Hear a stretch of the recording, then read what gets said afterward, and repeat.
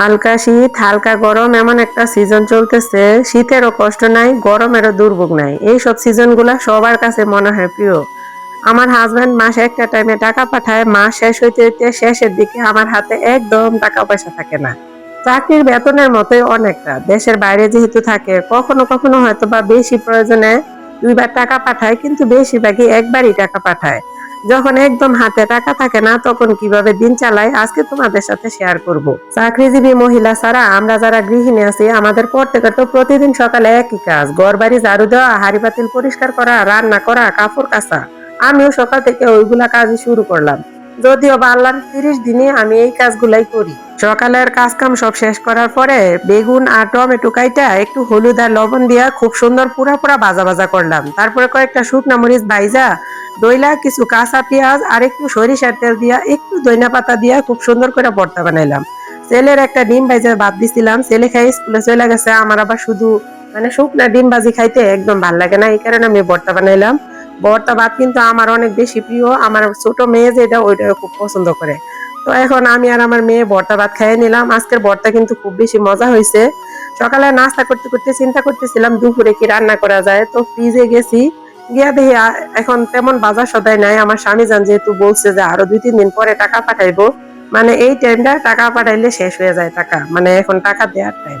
তো গিয়া দেখি মনে হয় গত 1 বছর যাবতের মুরগির ঠ্যাং যা আছে, মুরগির পা আর চামড়া, ওইগুলা ফ্রিজে পড়ে রয়েছে। তো আজকে ঘন্টা খানেক সময় নিয়া ওইগুলা বাছাবাছি শুরু করলাম। তারপর খুব সুন্দর করে বাছার পরে একদম ছোট কুচি কুচি করে আলু আর বেগুন কাইটা, আলু আর বেগুন দিয়ে আজকে মুরগির চামড়া রান্না করছিলাম। আমাদের এদিকে কিন্তু মুরগির চামড়া খায়, আপনারা কেউ খান কিনা জানি না।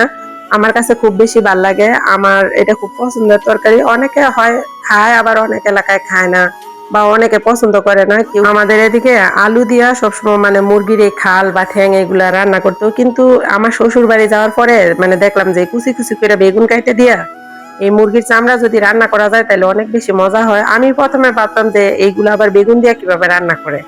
তারপর আমি যেদিন প্রথম খাইছি না ওই এলাকায় যাইয়া, তখন দেখে কিন্তু আমার কাছে এটা ভাল লাগে। এইভাবে কিন্তু মুরগির চামড়া বেগুন দিয়ে অনেক বেশি মজা। আপনারা যদি কেউ এগুলা খান তাইলে এইভাবে রান্না করে খাইতে পারেন, অনেক মজা হয়, খাইয়ে দেখতে পারেন। মুরগির পা রান্না করছিলাম, আর কিন্তু সাথে রান্না করছিলাম অল্প একটু সরিষা শাক। তো আমার কাছে খাইতে খুবই ভালোই লাগছে। আর সব প্রতিদিনের মতোই আমি বিকেলে কিন্তু এই যে আমার মুরগিরে খাওয়াইতেছিলাম। আর আমার গাছগুলো আমি দেখি প্রতিদিনই বিকেল বেলা হাইটা হাইটা দেখি যে আমার কোন গাছ কি রকম হয়েছে। এগুলা এই যে সামনের গুলো, এগুলো সব আমার নিজের হাতে লাগানো গাছ।